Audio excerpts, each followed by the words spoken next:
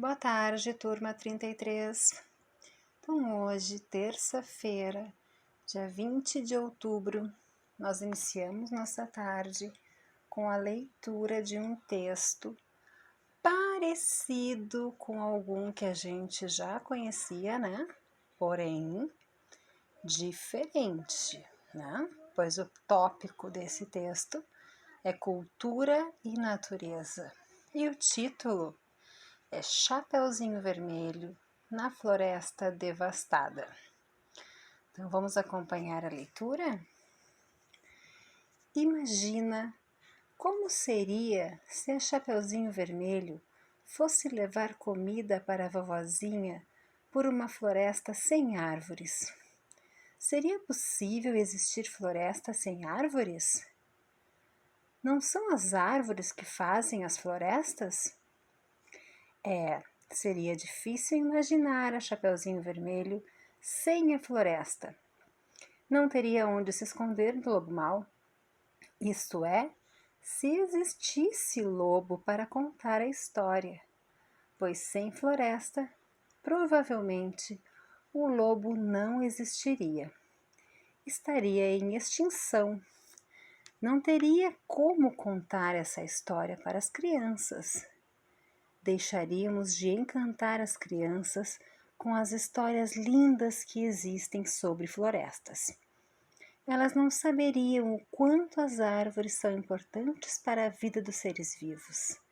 Se pudéssemos nos conscientizar que o desmatamento provoca muitas coisas ruins, como as mudanças climáticas e extinção dos animais, o homem, para satisfazer sua ambição, acaba desmatando para obter mais pastos, lugares onde possam colocar seu gado, para lucrar cada vez mais, aumentando também sua área de plantio, esquecendo que isso pode futuramente prejudicá-lo, pois reflete no clima.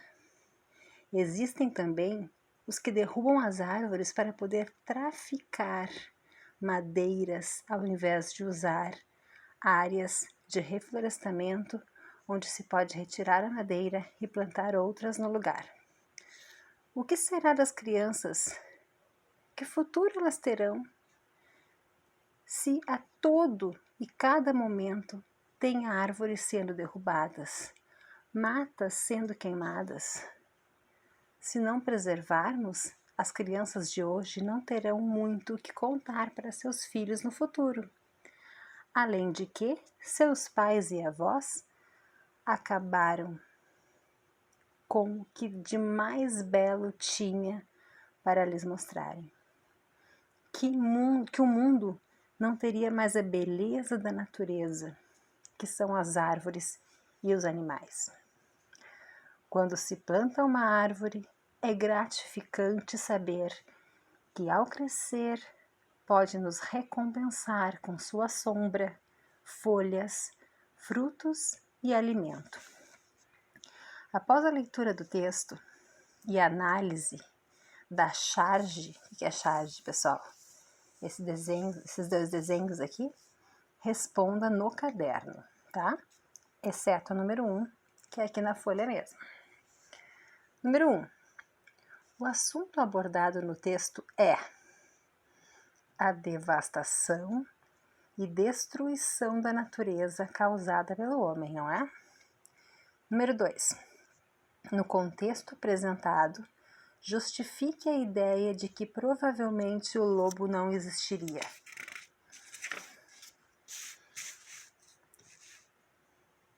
Pois se os humanos tiverem destruído as florestas, provavelmente teriam matado os animais que habitam nas florestas também. Número 3. De acordo com o texto, quais são as consequências do desmatamento? Mudanças climáticas, extinção de animais. Número 4. qual é a mensagem que o Greenpeace procurou transmitir através da sua charge? Bom, aqui esses dois desenhos são a charge, né? Aqui tem a Chapeuzinho Vermelho passeando por uma estrada onde não tem nenhuma árvore, né? E aqui temos o Tarzan chegando de repente, ó, e não encontrando nenhuma árvore para saltar, né? Então, número 4. O fim das histórias infantis sem as florestas, como Chapeuzinho Vermelho e Tarzan, por exemplo. Número 5. Quais são as consequências do desmatamento ilegal? Número 5. O fim da natureza em geral. Número 6. Quando o desmatamento é legal?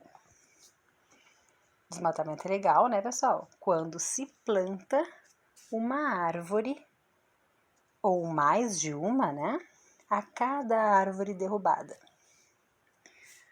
Número 7. É possível ter um país sem desmatamento? Apenas se todos se conscientizarem da importância das árvores para a vida dos seres vivos. Número 8. Cite os motivos que levam à devastação. De acordo com o texto, né, pessoal? A ambição para obter mais pastos, lugares onde possam colocar seu gado, para lucrar cada vez mais, aumentando também a área de plantio. Número 9. Com base no texto, defina reflorestamento. Retirar madeira e plantar outras no lugar. Número 10. O que a charge ao lado tem em comum com a charge acima? Número 10. O fim das florestas. Número 11. Em que espaço acontecem os fatos? Nas florestas. Número 12. Que relação existe entre os personagens das charges no contexto apresentado?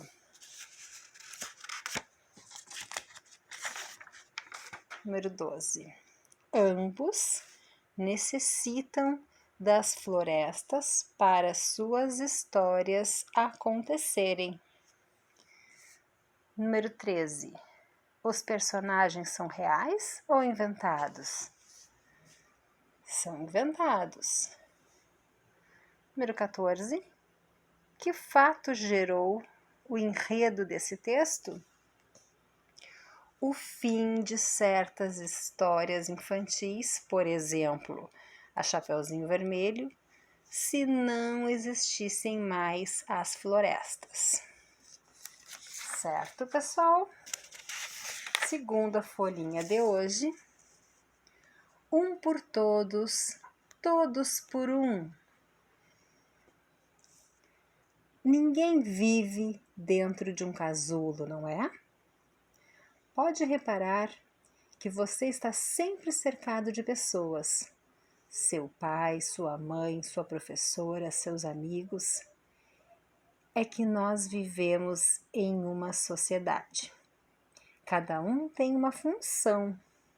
Uns são médicos, donas de casa, advogados, guardas de trânsito, veterinários, outros são arquitetos, estudantes, motoristas de táxi, cineastas, jornaleiros.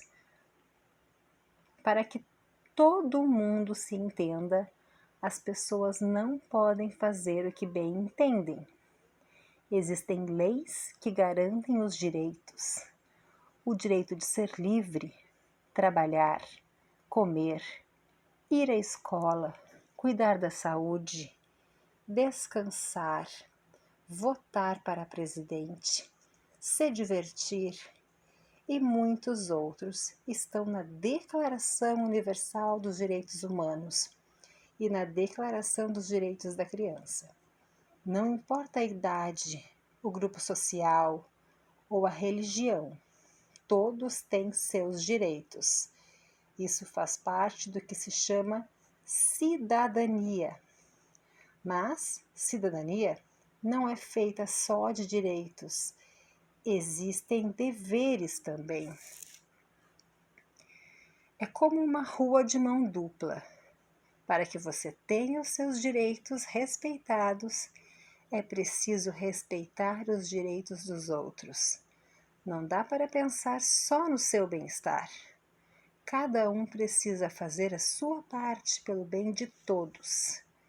Isso é ser cidadão. Quando respeita as pessoas que são diferentes de você, ajuda os mais necessitados, não desperdiça água, obedece às placas e aos sinais, joga lixo no lixo, você está cumprindo seus deveres. Cidadania tem tudo a ver com solidariedade e respeito.